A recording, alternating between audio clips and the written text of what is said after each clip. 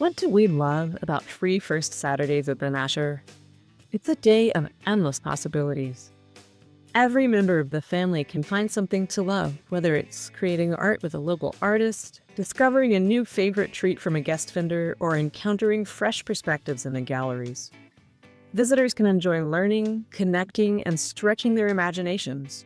At Free First Saturdays, it's easy to enjoy a quiet moment soaking in the beauty of our space, or join in the buzz of creative energy.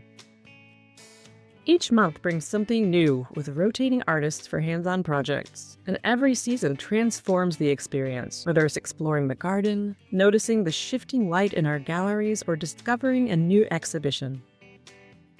The Nasher is a truly special place, and our staff take great pride in sharing it with you. We want every visitor to feel like this is their space, a place to be inspired and welcomed. If you've never visited the Nasher, Free First Saturdays are the perfect time to come. Not only is admission free, but it's a day filled with opportunities to laugh, become an artist for the day, or retreat to a peaceful corner. Our galleries showcase extraordinary works of art full of powerful ideas, but the Nasher is also a space for your ideas.